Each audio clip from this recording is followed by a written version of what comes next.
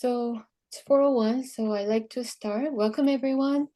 My name is Yoonjin Yoon. I have a bit of a speech phobia, so I wrote down everything I need to say for the seminar. So I'm the faculty director of the Urban at KAIST, which is the KAIST initiative on urban science. I'm really excited and honored to host the first Urban X seminar today. So Urban X series itself is going to run every semester with different themes. And our focus this fall is New York University Center of Urban Science Progress, or CUSP. And for those of you who are unfamiliar, Urban X is part of the Urban at KAIST initiative. And at Urban at KAIST, we focus on interdisciplinary perspectives on challenges we have in our urban environment. And our goal is broadening our understanding of cities and people beyond the urban planning. Our main approach, therefore, is connecting the data, machine learning, and social aspects to tackle the challenges we face in the urban environment now and also in the future. So before we start the very first seminar, I'd like to introduce the two very important persons behind the Urban X. First of all, our provost Dongman Lee. We wouldn't be here without his strong support for the urban science. And Urban at KAIST itself started 2 years ago with his strong vision on building the KAIST research leadership in urban science. Please welcome Provost Lee. Well, hello everyone. Thank you for a nice introduction. Well, as she said, without our vision sharing, we couldn't have started this great series of the seminar. And first of all, I would like to pass my deep appreciation to Charlie Mydlarz. Thank you for your participation and the kindly accept the first seminar presentation. Yeah, as always, the first one is very scary.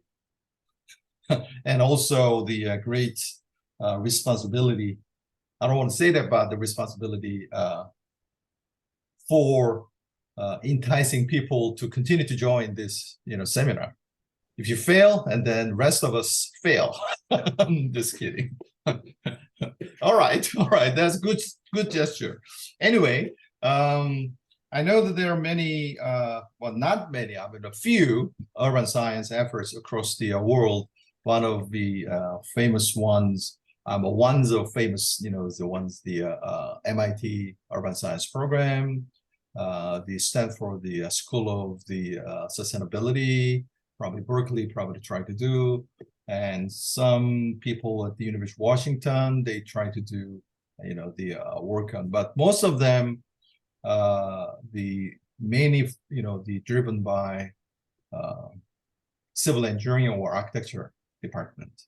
So exception is MIT, but we try to actually balance not only computer science, data science people, but also the urban study people, and plus civil engineering people as well. And also we would like to embrace other, policy strategy related, the experts into this venue.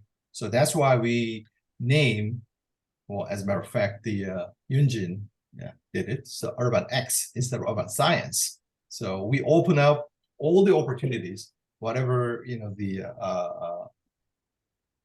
messages, and theories, and whatever, all different things, discovery, all the interesting things relate to urban, I would say environment or the ecosystem. So we would like to, especially would like to start new way of developing perspective on the urban ecosystem, not only KAIST, but also working with NYU.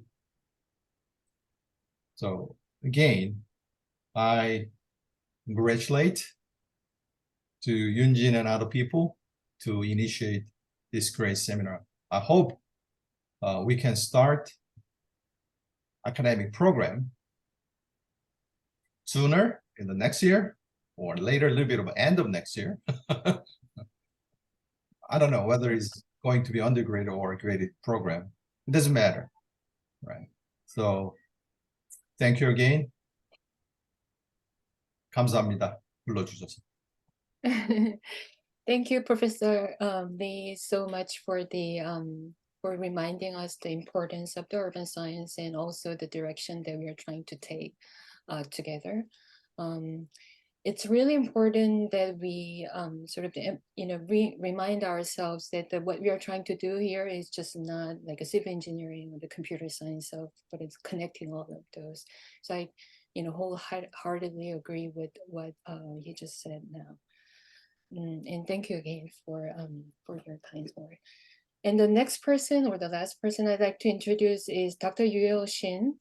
Dr. Shin is the postdoc at CUSP, and he co-organized the seminar this fall. And I'd like to share my sincere gratitude for all the hard work and the long hours to communicate between New York and Spain and Korea and wherever you are. So please welcome Dr. Shin. Thank you for the introduction. Nice to meet you all. As Yunjin introduced, my name is Yuyo Shin, a postdoctoral researcher working with her. First of all, I would like to thank you, all of you, for joining our Urban X Seminar series. As you mentioned, we really have put a lot of efforts to organize this. Thanks to Yunjin and also Dongman. Without your support, we couldn't really organize this. And I'm really excited about meeting and connecting with this all of interest people from various sectors, including not only academia, but also industry, government, and also the students. As my research interest falls also under transportation, I'm also excited to learn about how urban can shape the transportation system and how transportation system can affect urban environments. And I'll try to be rather shorter. Thank you all for joining again. And let's enjoy the Professor Mydlarz next.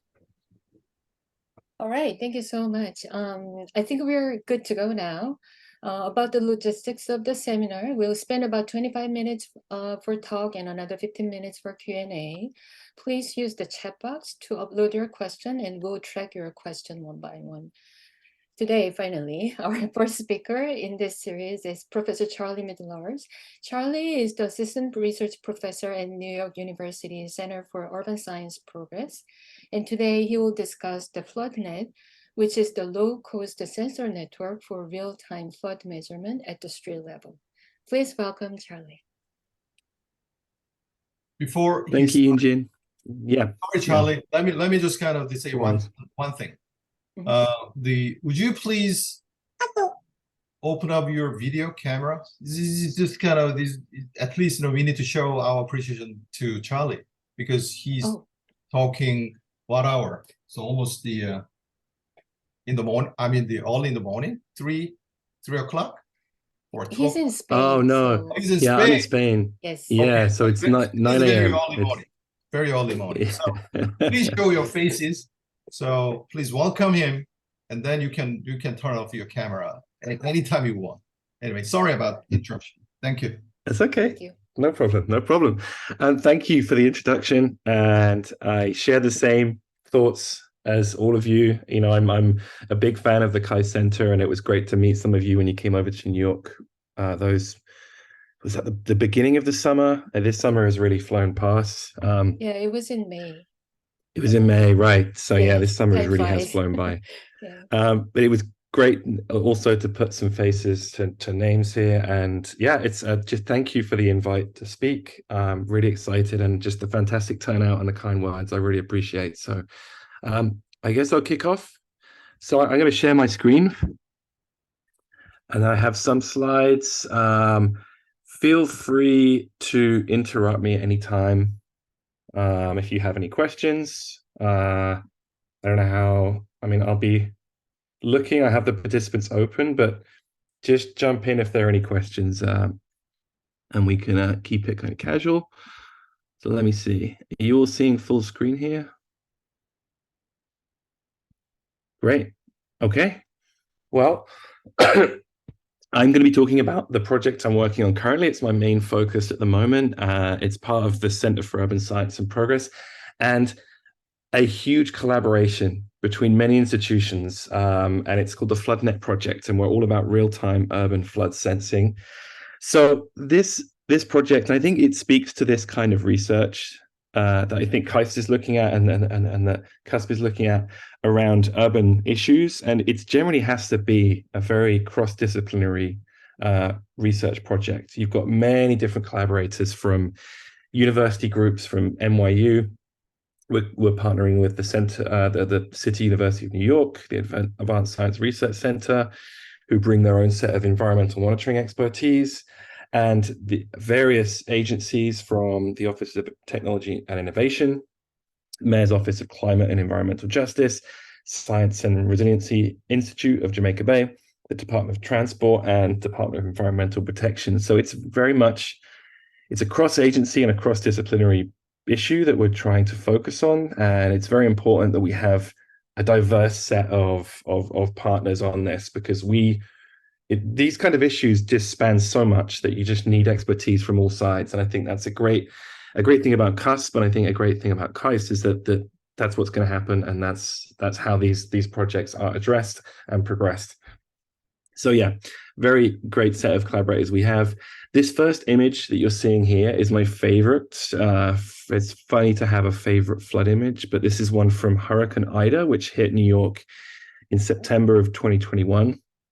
And really this launched, this kind of helped ignite a focus which was already there, but this really kind of cemented it around urban flooding, and caused by not just coastal flooding, but also from rainfall. So Hurricane Ida dumped a ton of rain on the city, and the city was just overwhelmed. The storm sewer systems couldn't handle that amount of water. The water began pooling up on the streets, and it tragically cost the lives of 13 residents of the city, and many, many more people had their homes damaged. There were people stuck in vehicles, as you can see here. It was really just, it wasn't expected, and the city just could not handle it. And it really did thrash the city. And it brought about a focus on flooding that was timed well with our project FloodNet, which at that time, we had only a few sensors, maybe 5 or 6 sensors deployed, monitoring flood water at street level. And we happened to capture data from this event, and it really kind of catapulted us into a funded project funded by the city. But I'll be talking about that later. So briefly, to show you what our system looks like. So we built a network of sensors that monitors flooding at street level. These sensors use ultrasonic waves to basically bounce a signal from the surface beneath them. And if that surface is the sidewalk, we measure the sidewalk. It's that's our 0 point. That's our depth 0 point. When there is water accumulating on the street beneath the sensor, we can measure that difference in distance from our sensor, and we can convert that to a depth. And then we can gauge depth at pretty high resolution, around plus or minus 5 millimeters of resolution. I think in these slides, I have a video, and I don't know how sound is going to convey.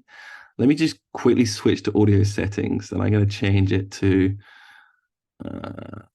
okay, Zoom optimized audio. Okay, I'm going to assume this is going to work. So, oh no, sorry. So first of all, I'm going to talk about the versions of sensors. So you can see this version we have mounted on these street signposts. So we call this our version 2. We've had multiple versions. We have a louvered version on the right there, and we have these kind of small micro versions on the left. The same sensor is used across all devices, this kind of gray cone, which is our ultrasonic emitter and receiver. It's like a dual device. This is just to kind of block the sun in different ways. We're experimenting with a lot of approaches, which is something you kind of have to do in the city because the environment changes a lot. Different challenges are presented. You have to experiment with different sensor variations. This pipe to the left, I'm not sure if you can see my mouse, but I'm just kind of waving my mouse over the right image, showing this green vertical pipe strapped to a utility pole. That is also one of our sensors. We have the sensor itself is inside the top of the pipe, and what this does is it stops any debris or trash to be placed beneath the sensor to give us anomalous readings. So it's just another variant on our sensor. Here are our versions. We have version 2 on the left, which you were seeing in the images before. We have a new version 2.5, which is now the predominant version. We're trying to iterate relatively quickly with our versions. Version 2.5 is improved. It's more robust. It has a larger antenna for strength. It actually has the same electronics, just slightly different form factor. We're using a development board from a company called Heltech Automation. So really, we're just leveraging existing development boards in versions 2 and 2.5.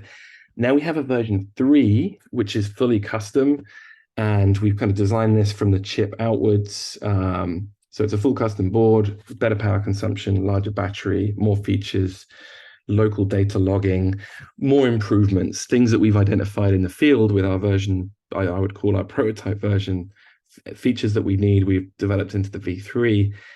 As is a lot of engineering projects and a bunch of excited engineers, we're now on version 4, which is relatively recently. We're developing a new version. The technology we're using for these sensors is called LoRaWAN. It's the connectivity technology that we're using.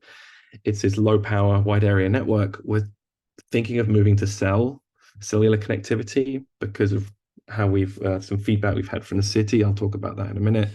But yeah, it's an engineering project. So lots of revisions of tech, lots of time, lots of rethinking things. But it's exciting. It's exciting. You have to adapt to the city, which is a pretty difficult place to deploy devices in. You then have to adapt to the people who fund you, who can also be, they have their own demands and needs. So here is a little video. How is this going to play? Okay, this is like a YouTube video. So I'm not sure how the audio is going to work on this. It doesn't matter too much, but this is going to show you how the sensors work.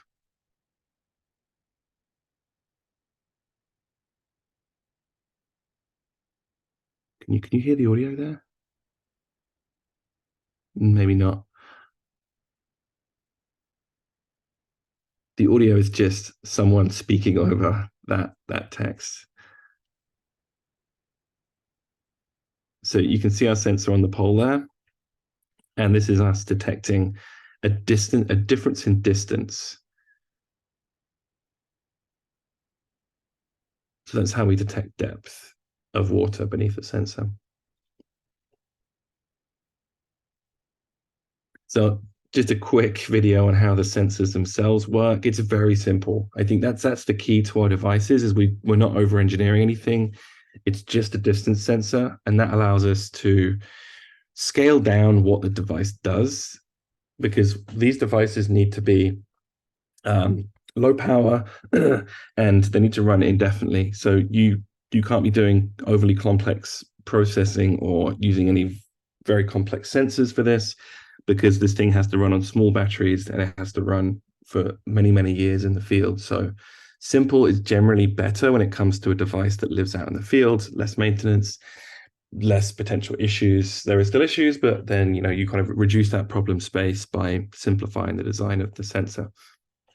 So these devices we've been deploying now for a few years, and we have around 75, possibly even 80 at these locations across New York City. So you've got the 5 boroughs of Manhattan, where actually there's few sensors, because actually Manhattan is less prone to flooding than other boroughs. The Bronx at the top, we have a number of devices in a kind of valley of the Bronx that is prone to stormwater flooding. City Island, which is a really nice island off the kind of top of the Bronx, which has a coastal flooding issue. And I'll explain more about these coastal versus pluvial or stormwater flooding issues. They're very different in how they manifest. We've all the way down in Staten Island, we have a number of sensors. They have a lot of coastal and pluvial flooding issues. Areas around Brooklyn near the canal and Red Hook. Red Hook itself is an area of Brooklyn which actually didn't exist in the past. It was land that was built up on swamp. So it's very low and it floods very often. So it's a place where we want to have lots of sensors to try and detect that kind of flooding.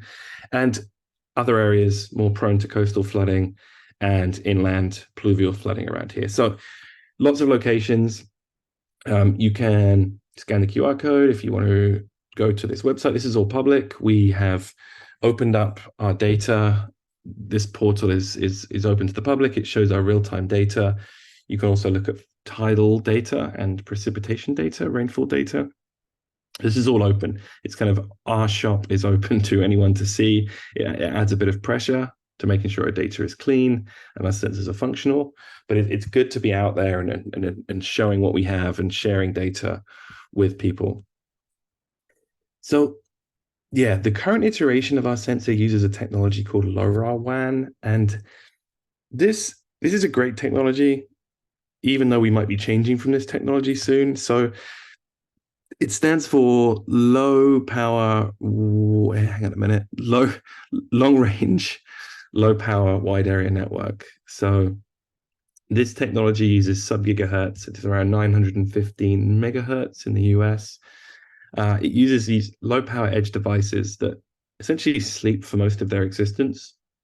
They are in sleep mode using very little current and power. They wake up, they do some sensing, then they send their distance measurements, and then they go back to sleep. And they send their data using this LoRaWAN radio technology.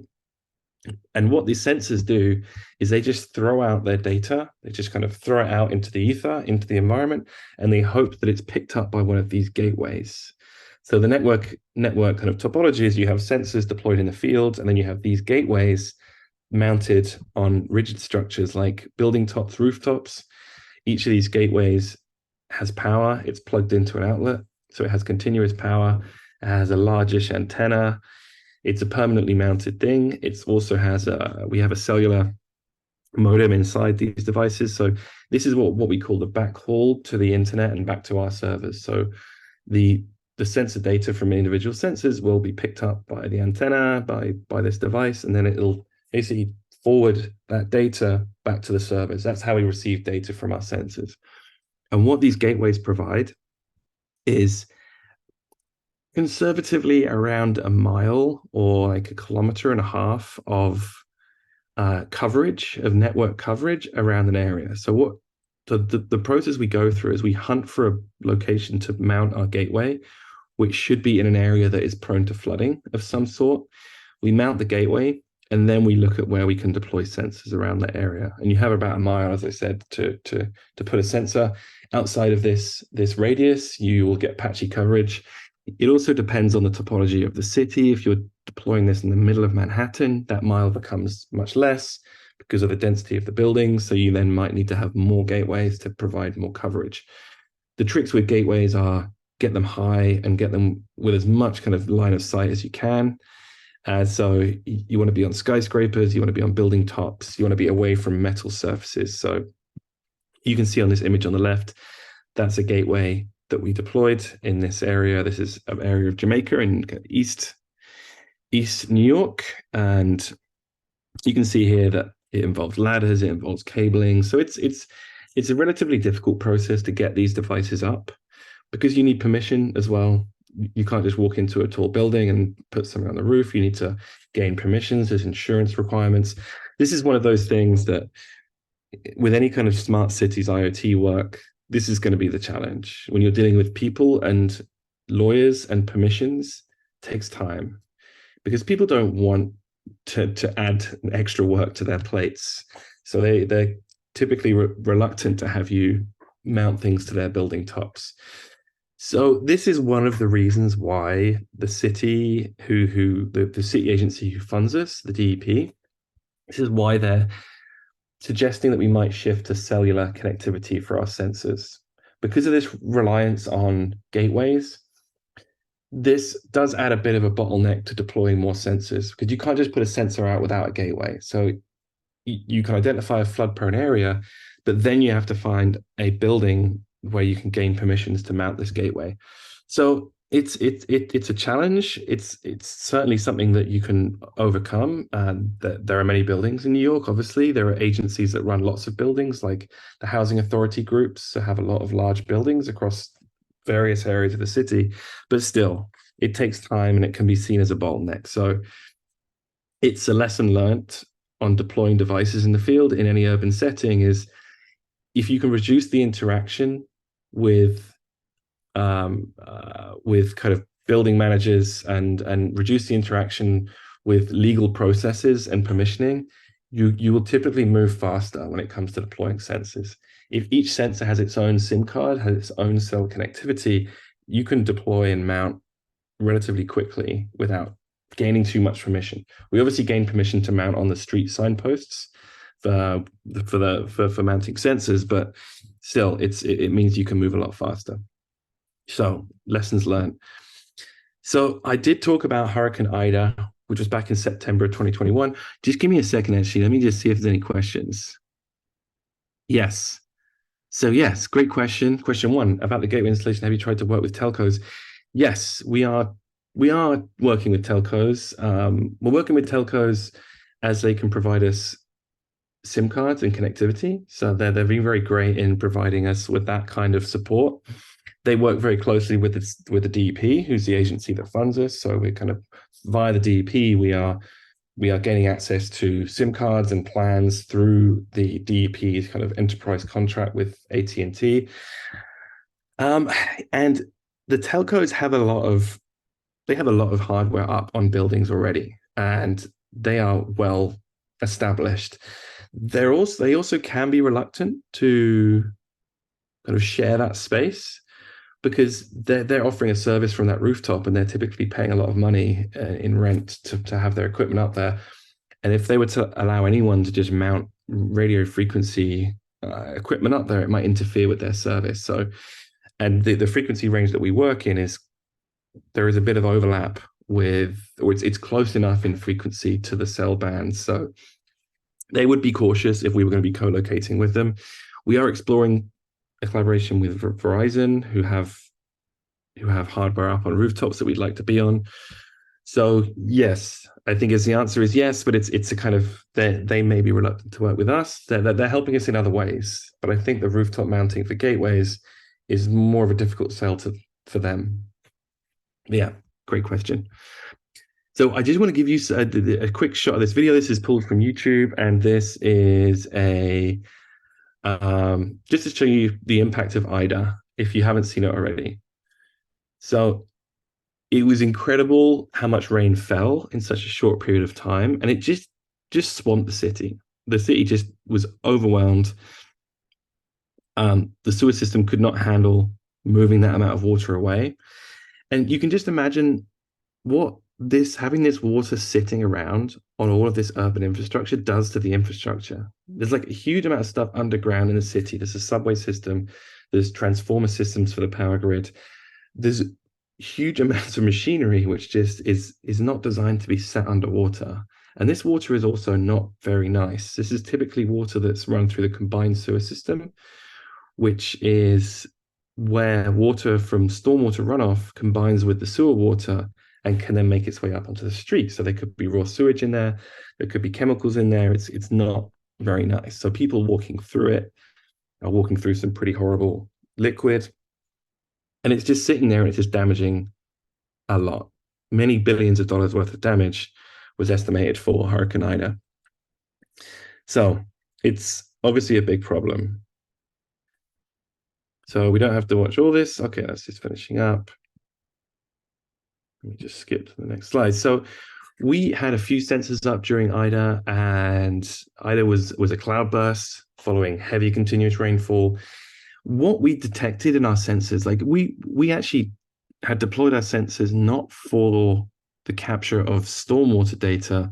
We deployed the sensors for another project which was looking at the microbiome of the sidewalks after flood events. So some researchers that we collaborate with were sending students out after a flood who they were swabbing the sidewalk and then sequencing the swabs to see what kind of microbiome, what the microbiome was like after a flood event, because we know that stormwater can be mixed with sewer water, and it was an interesting look at what is contained within that liquid and what's left behind.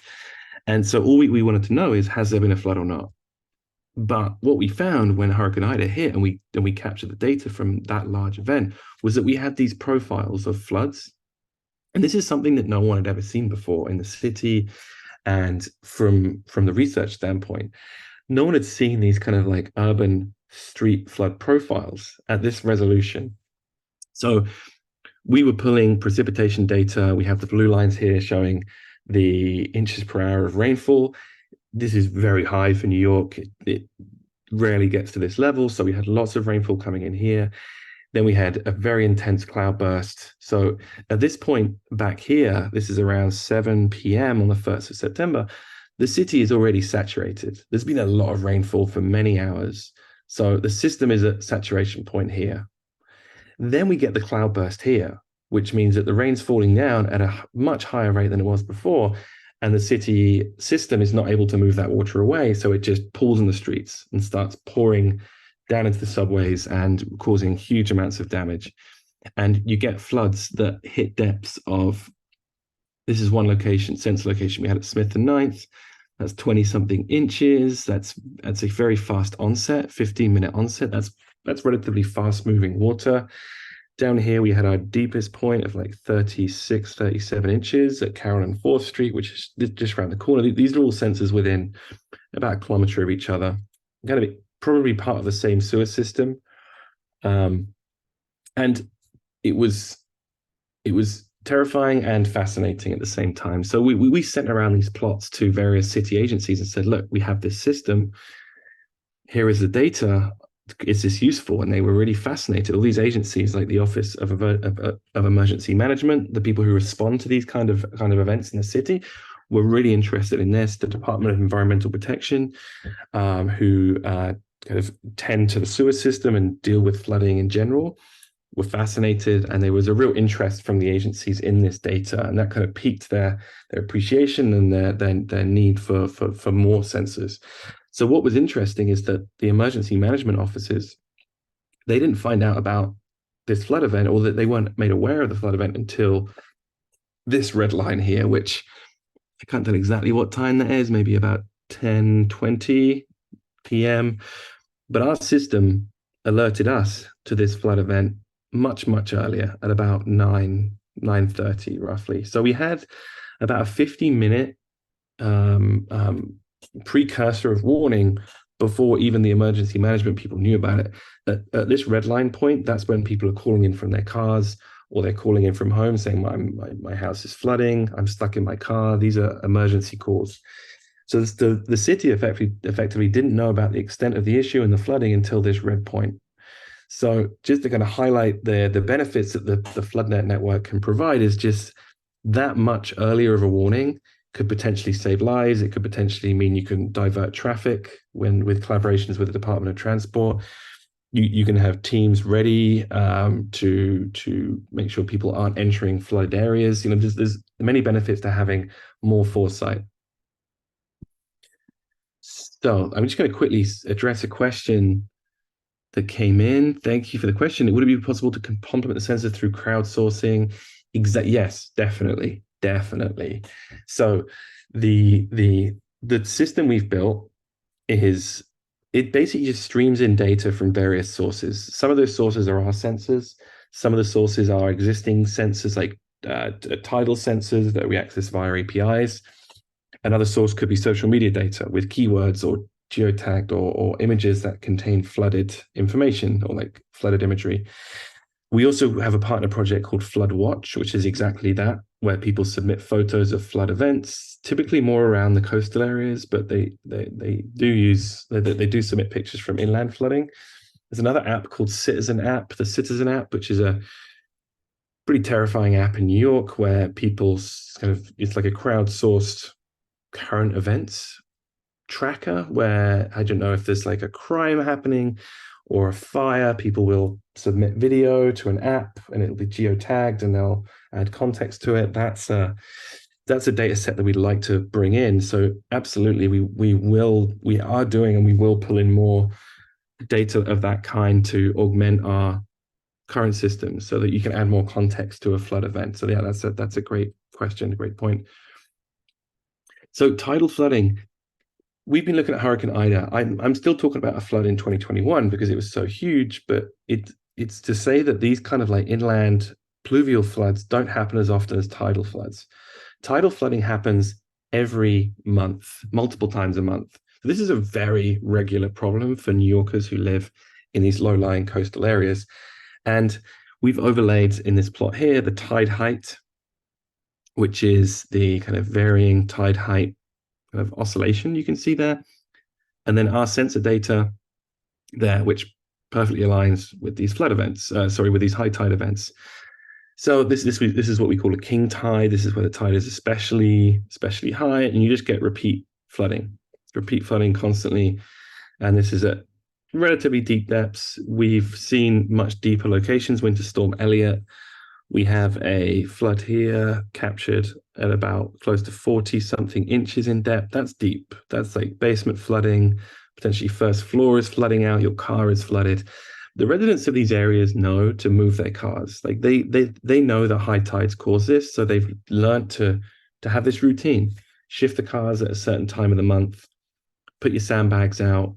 Move your furniture from your basement. Move precious things up. You just move everything up to move away from the water. It's not great, but they've learned to adapt to it. But the sensor data is giving them evidence to kind of back up their claims of constant flooding, to maybe help with insurance issues, or just to convince authorities that they have this problem. We went down to one of these locations. This is the location where the data was captured on the previous slide. We went down to one of these locations to capture a small but coastal flood, so you can have an idea of what this looks like. This is a time lapse. So this is us actually taking measurements on the ground. We wanted to get ground truth. So this the tide is coming in. It's actually bubbling up through a drain, which is somewhere around here. Trash cans start floating. The water pulls up. This is not a deep one. This is us standing in it, so it's not a terrible flood. But this is what happens every month. When it's a king tide, the water level will go up to much higher, and will be a level that will damage flooding, damage property and vehicles.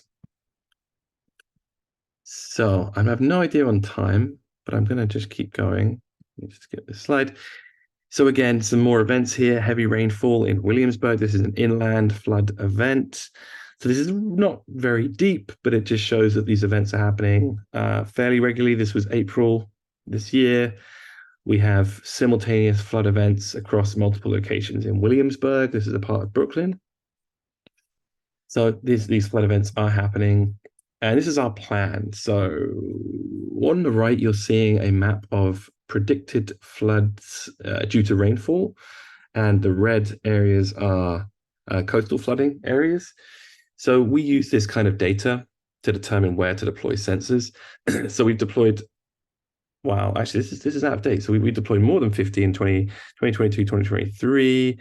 We have more sensors going up in this current year, 75 to bring us up to 125. Over the next few years, we'll be hitting 500 total deployed sensors over the duration of the project, which is 5 years. And we use various sources of information to determine where we put these sensors. First of all, we're funded by a New York City agency, so they have suggestions where they'd like us to put sensors, and we deploy there.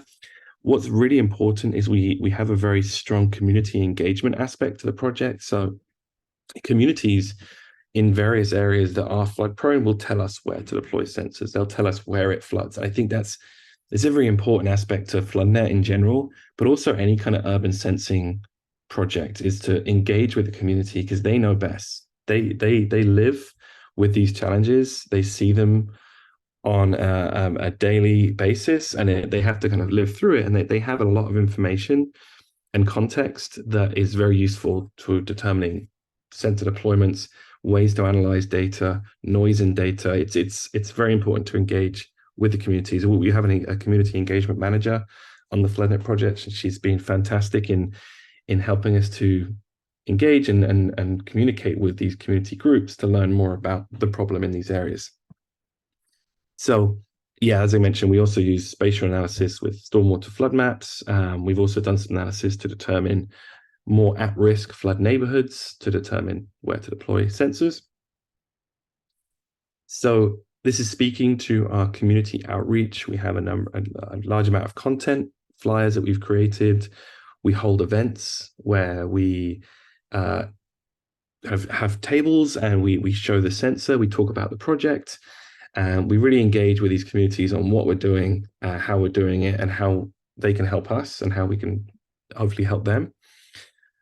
We also want to be very transparent. Like these devices, they can look like cameras. They're not cameras. They're not capturing any kind of personally identifiable data. This is a project. This is a challenge I've had with various past projects with sensing things in the city. I used to work on monitoring noise in New York City, and then we had microphones out deployed, and there's privacy concerns that residents of the city have. It's a very topical issue that people are aware of. So with FloodNet and with my past noise project, we have signage at the street level that says, this is what we're doing, this is our sensor, we're not capturing any identified information, please check out our website. We can answer a lot of questions. So it's being kind of very upfront and transparent with what these devices are, rather than just throwing up these devices without any indication of what we do or what they are. And that really helps. I mean, for the simple reason that there's potential for vandalism if people think these are kind of unsolicited devices that are snooping on people. You want residents to take ownership and to appreciate these devices, because they're intended to help these communities, and we really benefit from engaging with these community groups and partners. So, work in progress. So what are we doing currently? We have a big effort on machine learning. We have a noise problem or a noise challenge to address because we are on the street. We're not underground, away from people. There are things that are placed beneath our sensors which aren't floods. Cars park beneath our sensors, trash is thrown, bikes are locked. Various things are placed beneath our devices. And what we see on our data is just a jump in depth, apparent depth, but a very quick jump. So you can imagine that the profile of a flood, as you've seen, it's quite gradual, right? It has a certain look to it, whereas the profile of a trash bag being thrown underneath is kind of like a box. It jumps up in depth because it's thrown there. But still, it's not a straightforward process, as is with all kind of data cleaning exercises. It's not simple. So we've labeled a bunch of flood events. So we've been training machine learning models to basically classify floods versus non-floods, so we can not send alerts when there is a trash bag or a car parked, because we have to be very cautious of, and excuse the choice of language, but we don't want to flood city agencies with alerts that aren't floods. And we also want to clean our data so that we're not always showing kind of noisy peaks in our data. So that's a process that we're going through. We're also generating flood event summary dashboards. You know what? Let me just show you one of these dashboards. I'm just going to jump off into our backend. Let me see. Oh, I'm really running over time, but I just want to show you this very quickly. So we use a backend that shows post flood events, and this is like a work in progress. But this is one such flood event. When was this? This is actually Hurricane Ida. So this is our dashboard. This is a mock-up, but this would be potentially social media imagery that we can pull from Instagram, Twitter, Facebook, the Citizen app. We can also pull weather warnings from government agencies. We can also have like annotation lists of where images come from. We can have maps showing where the sensors are, civic flood complaints, and then you have an interactive map that you can kind of zoom in and like really look at the data and see how deep these things are getting. So yeah, that is a work in progress. We have alerting, triggering. So we have alerts that send SMSs, Telegram messages, Teams, Slack, emails when a flood is detected. So that's really helpful. It helps us give agencies the foresight, and also community members and residents can get these messages as well. API data downloads. All our data is open and public, or at least it will be when we have our API data download feature in action. And we're integrating with various agencies. So that's essentially it. So please ask questions. I'm looking in the chat as well. let's see. I'm going to jump back. Why do people still live in tidal flood-prone areas? Good question. Because they've lived there for a long time. It's like they've lived there a long time, and they used to be very desirable neighborhoods because they were right next to the water. If you had a boat, you could have your boat moored up and you could be going fishing.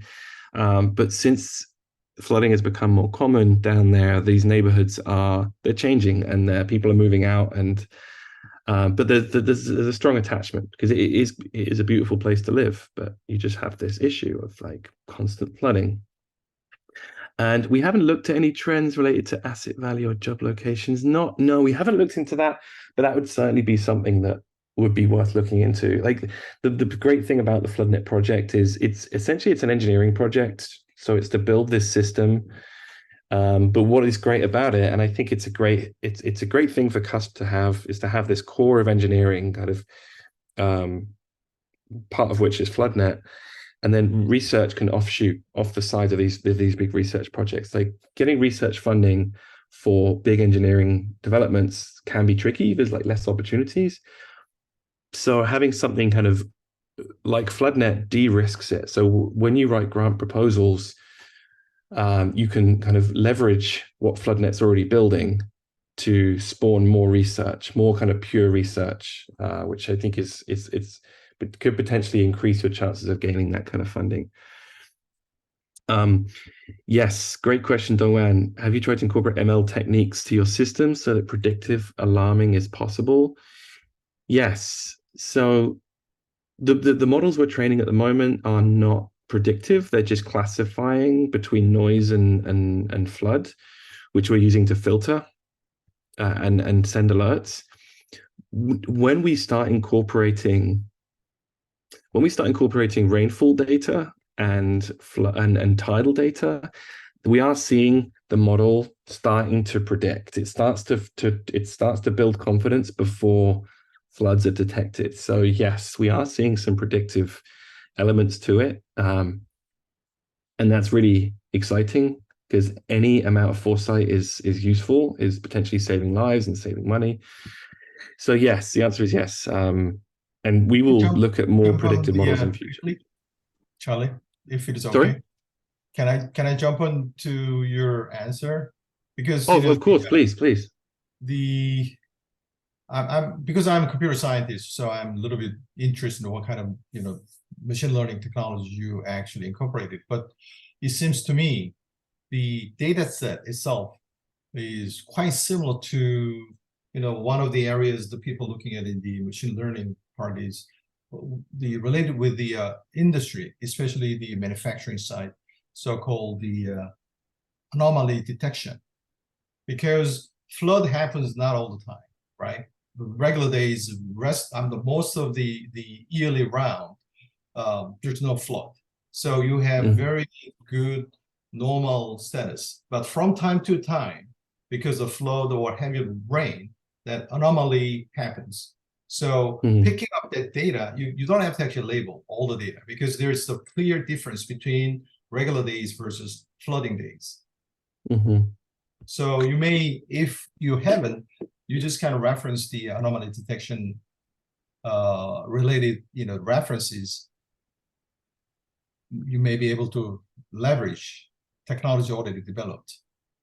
That's a great point. And actually, we're taking some of the techniques we've learned on a previous project where we were doing exactly that. We were doing machinery condition monitoring, but that was in the audio domain. So we were using microphones to monitor the condition of machines.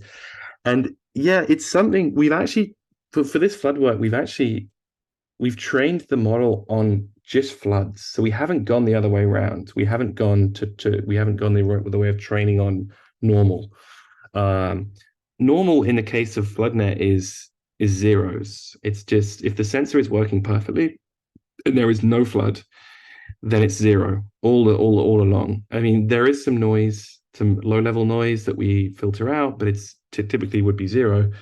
So that's something that we should try, and I think we will try, is to just try and train on normal versus anomalous. Anomalous being, well, there'll be two classes. There'll be anomaly, which is non-flood and then flood. But yeah, that's something that we're putting a lot of effort into this because we do have a lot of noise, and it's something that we are trying to tackle. And we have all of our. I mean, it's good enough.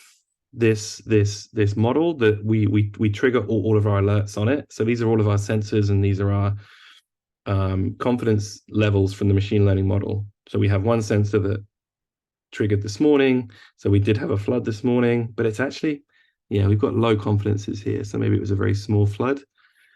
But I'm not the machine learning person. I have someone on my team that does a lot of this. So I'm going to quickly come unstuck if I try and go too deep into the technology of this. But just to answer that, yes, we are considering those approaches. Yeah, I already uploaded to the chat box, but this can be a really good candidate for us to, work together almost immediately. So I can kind of, understand what Provost Lee is suggesting in terms of multimodal learning by expanding the data, and you guys already have the data. So this can be a really good candidate that we could start working together almost immediately.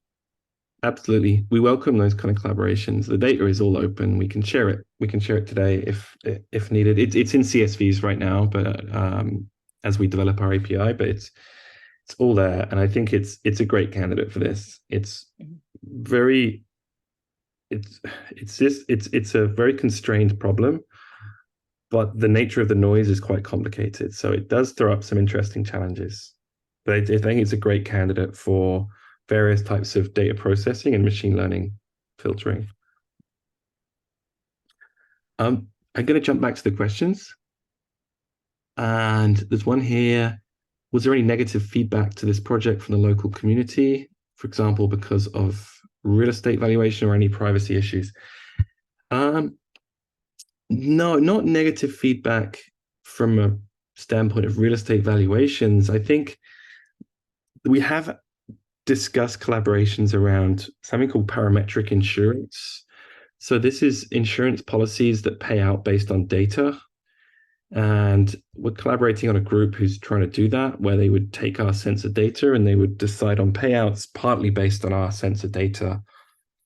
And I don't know, I'm not sure how I feel about that exactly. I don't really want to be associated with insurance with the project, but if it can help people, then I think we should try it. But I think there's people who live in these communities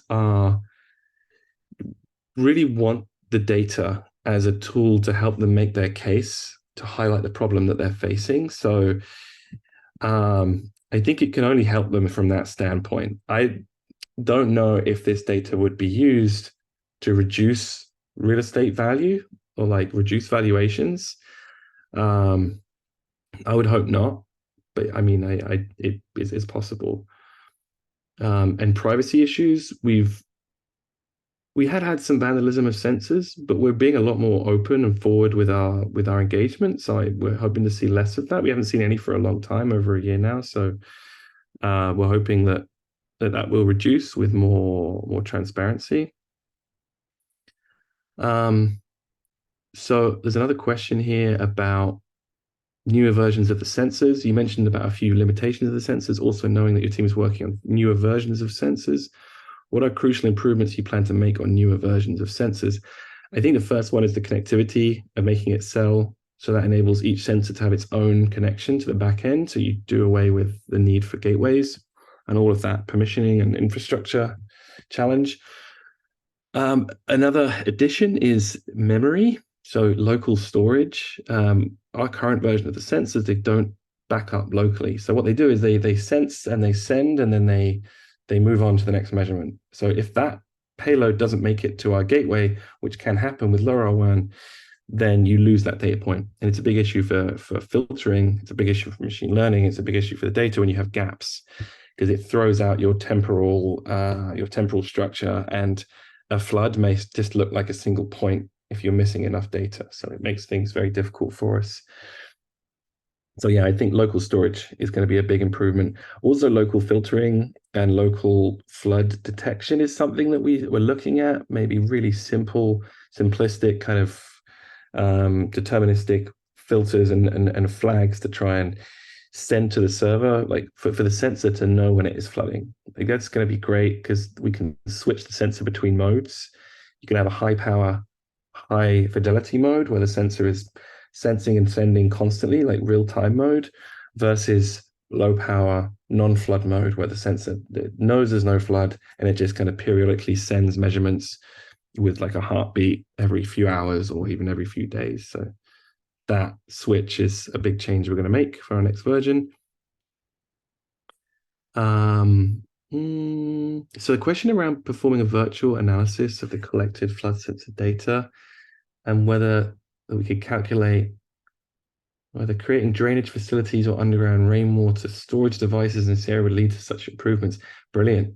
Yeah, I mean, it gets very complex, like modeling all of these systems. The models that we work from were big endeavors, but this would be a great thing to do in a hyperlocal area. So if you could model just a small section of a city with all of its different systems for drainage, sewers, then you could certainly look at what changes you could make to improve things. That'd be really interesting. Yeah, great question, great point. Charlie, I yes. think we missed the one question between question 2 and 3. Hard Shah, he asked about would these sessions recordings be publicly available to view later? And I think the answer is yes, through your API. Were these sessions recordings? Oh, sorry. Oh, you mean for this for the seminar series? Oh, I'm sorry, my mistake. Yeah, I answered to his question to the thank you. via direct message. Yeah, we're gonna publish or archive the seminar on YouTube. Thank you for the question. Any more questions from the audience? One just came in. There's one question here. Are areas vulnerable to floods or heavy rain becoming more diverse over time? Great question. There's certain areas in the city that are more flood prone, which are typically more underserved residents may live there or minority residents. We haven't done a full analysis on this, but I think that I don't know about becoming more diverse. It's one of those offshoot pieces of research that would be great to do with this data. I mean, the data already exists. The flood maps are actually, the flood models are already out there. So these are big raster files across the city of where the models predict where flooding will occur. So, and all the data on and the various characteristics of all these neighborhoods is also out there and open. NYC open data is pretty extensive, so that kind of work is definitely possible to do. So these kind of questions are really interesting and a great things that can build off the research that FloodNet's doing. I have one quick question. Can you assume that all the underpasses will be closed during the case of floodings?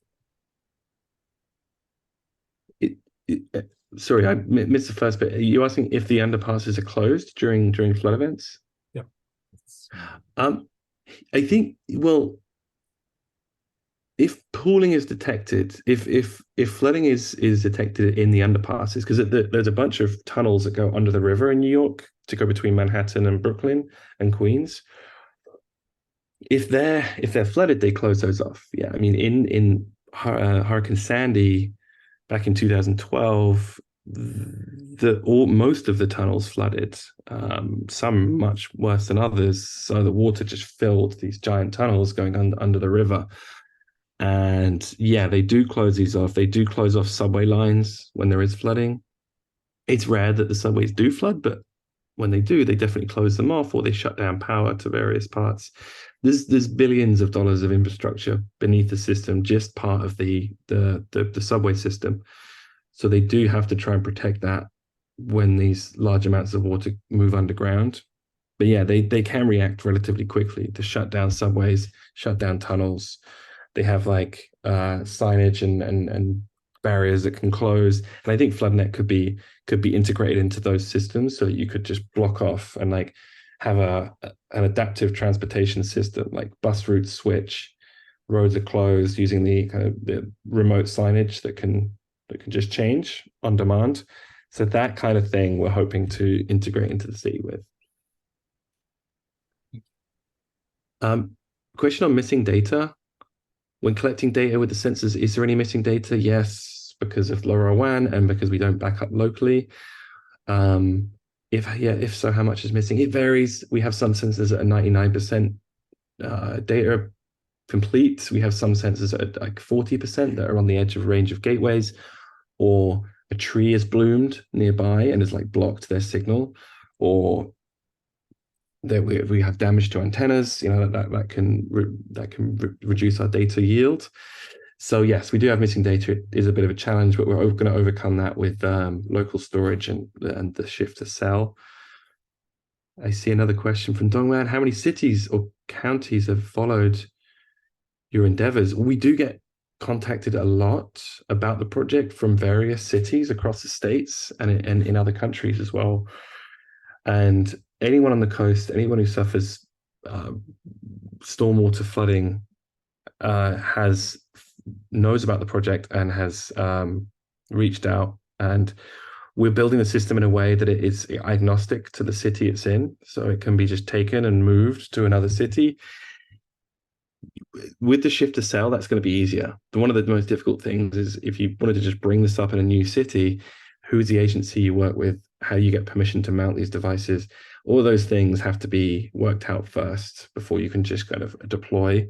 But yeah, I think any city should be able to accommodate this system, or the back end, which is where a lot of the work goes.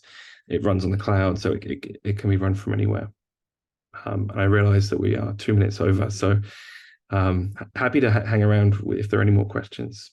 But thank you so much for all the brilliant questions and for the opportunity to speak. This has been great. Thank you so much, Charlie. Big applause for Professor Mydlarz for a fantastic talk. I mean, this is the second time that I listened and learned about the FloodNet, but still very fascinating. And when you say you get contacted a lot from different cities and countries, you might be able to count us in as well, because we do have some problems. We started having some problems even in the city of Seoul, that you get kind of very abrupt stormwater problem, over an hour, in the range of an hour or something.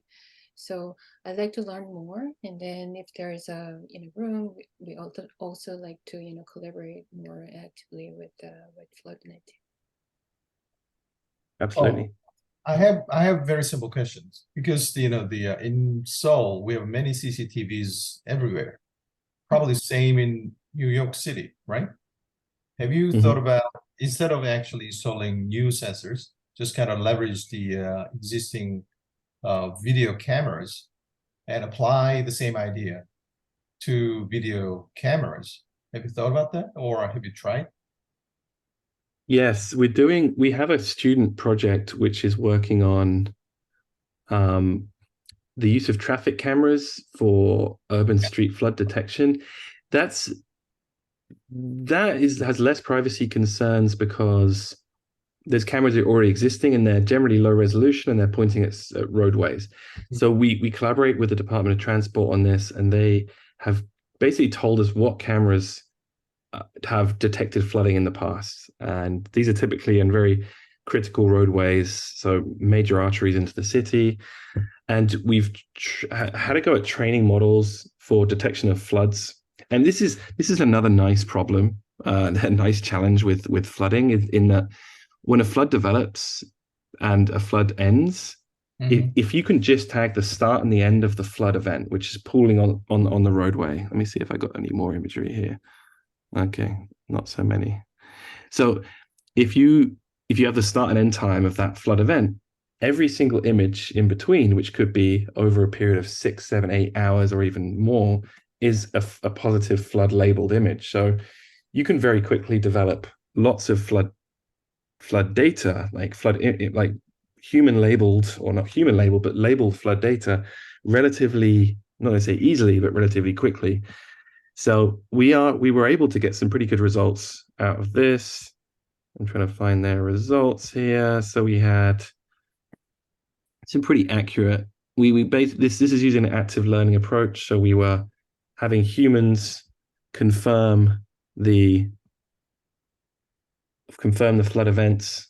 So we have people, God, this is like a whole video on the process, but humans are basically compiling or confirming positive flood events. So the model was outputting something and the human was then confirming. So this is our master's program. We run a capstone program every year, and the students did a great job with this. And let me see, I think this is probably our best. This is the active learning iterations. So we were getting pretty good accuracies. We were testing at 95%. It's pretty good, but it's quite specific to the cameras that we're talking about here. Very New York specific cameras. These cameras also move potentially, so that throws out the system. So it's work in progress, but it is quite promising. Wow, good.